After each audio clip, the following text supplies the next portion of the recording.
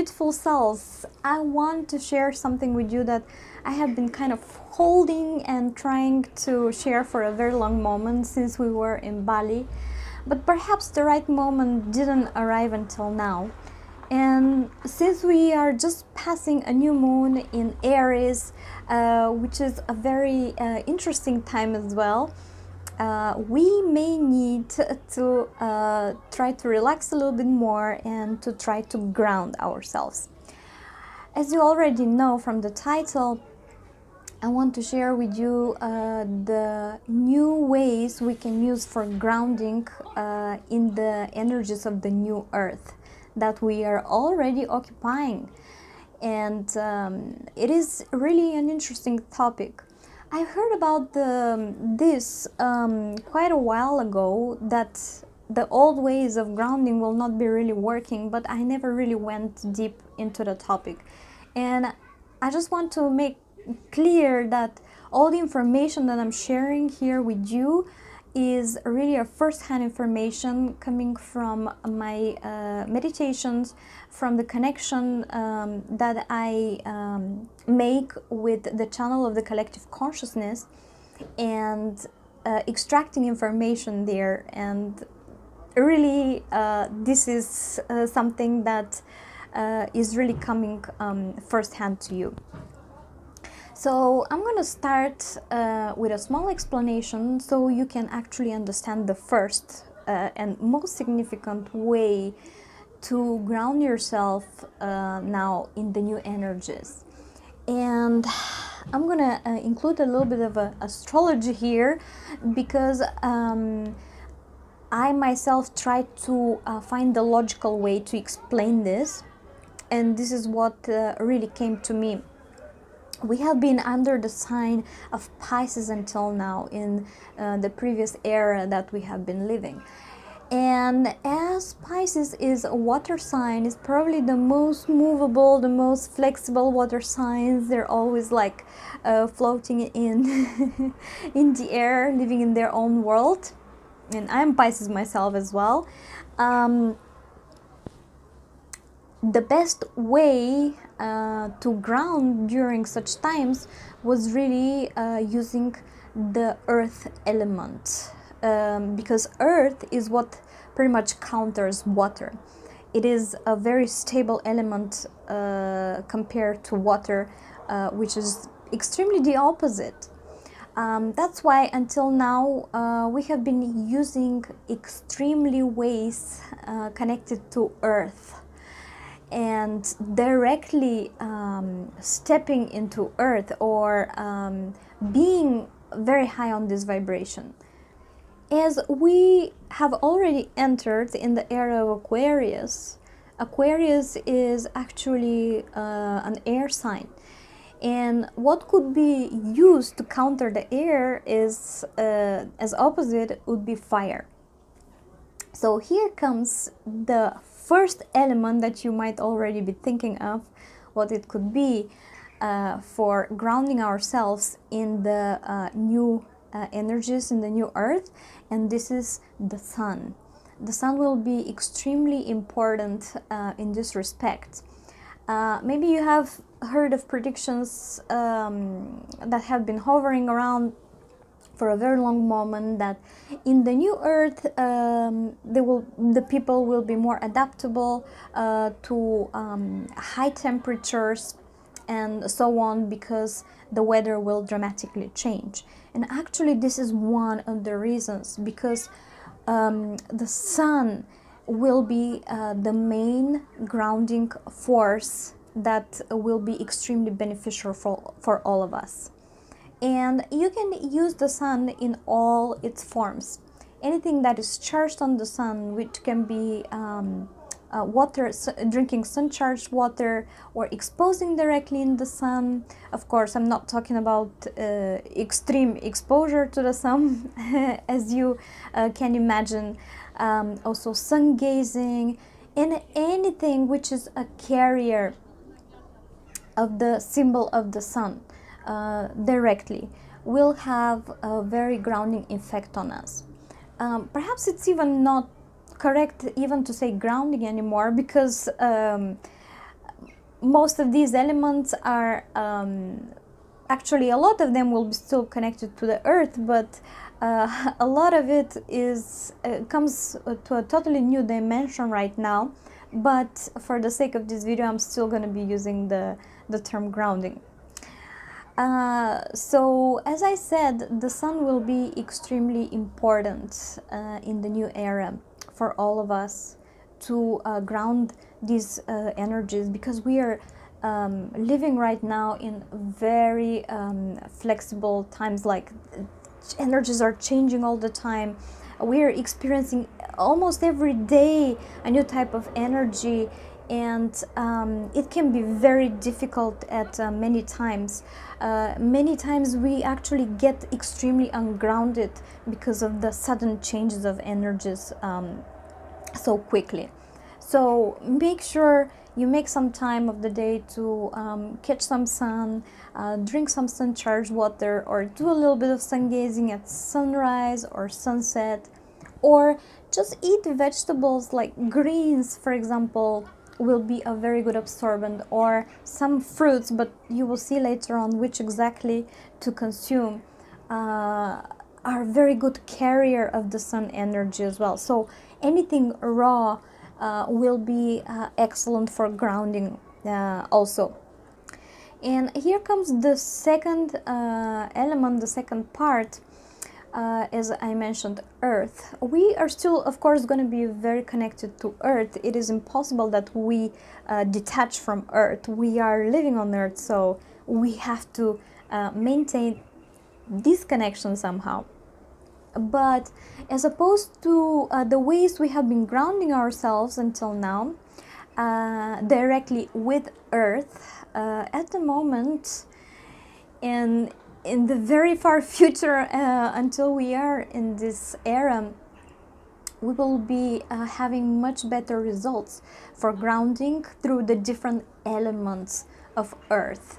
I'm talking about stones, water, trees. So hugging trees, for example, sitting on earth's big beautiful stones by the river or somewhere else by the sea, bathing ourselves in rivers, lakes, or in the sea or in the ocean. We are talking about, though, of natural sources of water, not just swimming pools. Bathing in swimming pools is not going to have the same effect, so don't search for grounding there. You will have grounding effects when bathing in rivers, sea, ocean, and lakes. Anything natural that comes directly from earth, because water is extremely flexible. It can carry energy and information very fast, so it takes all the benefits from earth and we absorb it very quickly through water. We ourselves are more than 75% water, so you can imagine how beneficial this connection will be for all of us. Also, like I said, the connection through plants, hugging trees, or just growing plants, submerging ourselves, surrounding ourselves with plants at home, or just going in nature to be directly in touch with plants will have extremely good benefits for all of us. And here comes the next very important element, and these are the colors. So even though we will be using many different, it's going to be very diverse how we're going to be grounding, and it's going to be almost individual for everybody.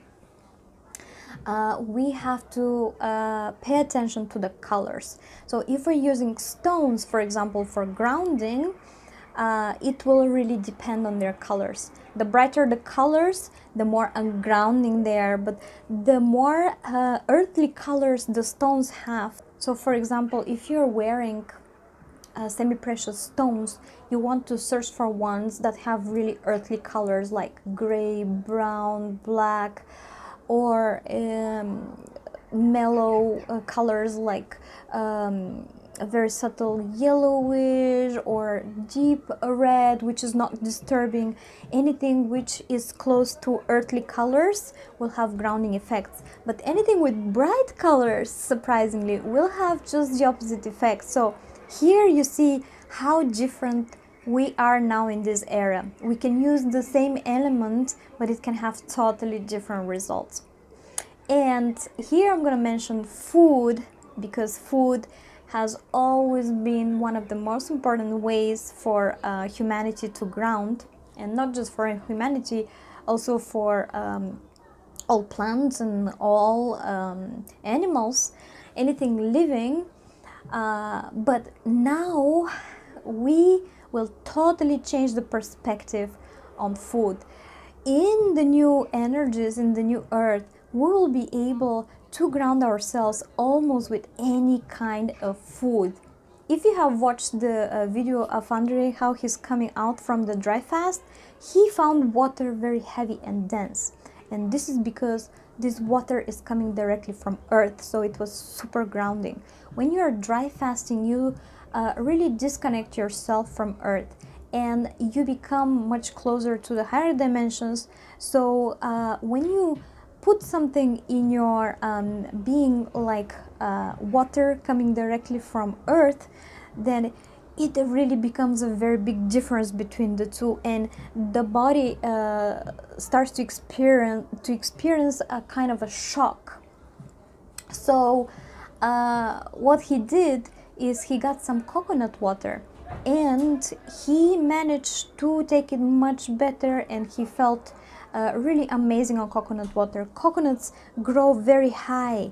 Their colors are more vibrant, a little bit more closer to these dimensions rather than earth. So he actually managed by this way to make a more gradual transition, so he can finally ground himself. So for him, at that moment, coconut water was very grounding.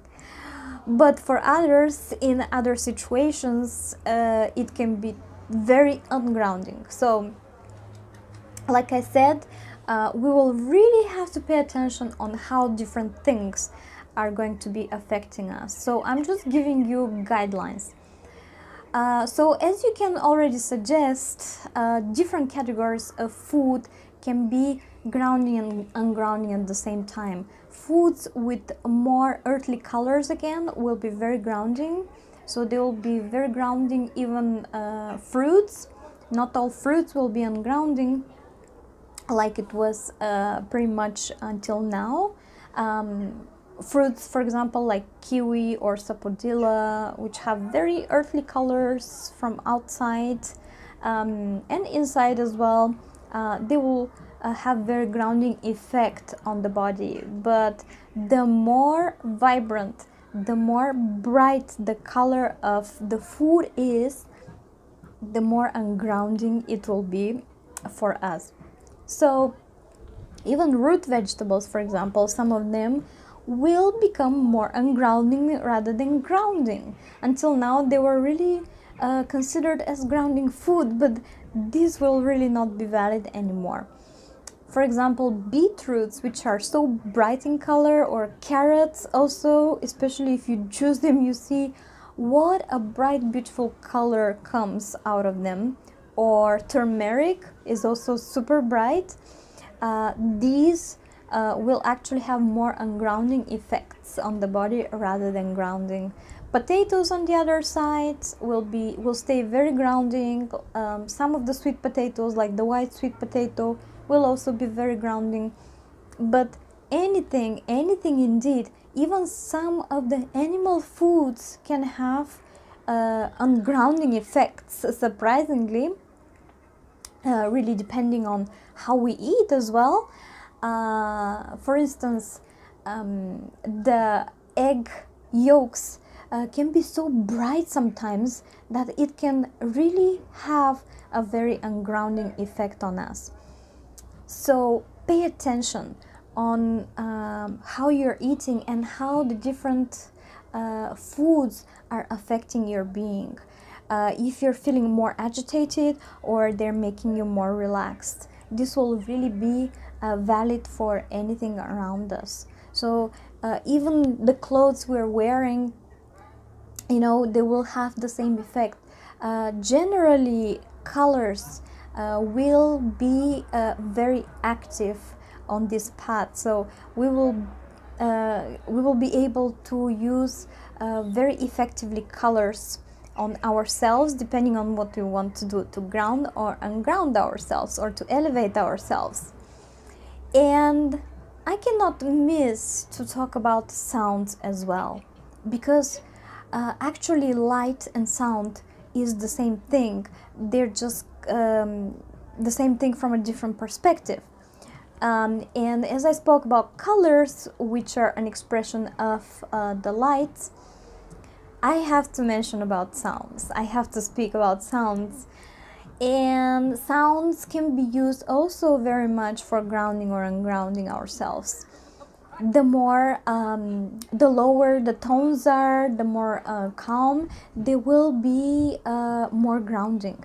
But the higher the tones are of a melody, the more ungrounding it will be. If you try to find meditation music with angelic voices, for example, you will see how the high tones are prevailing there. And this is because they really have a very ungrounding effect on us.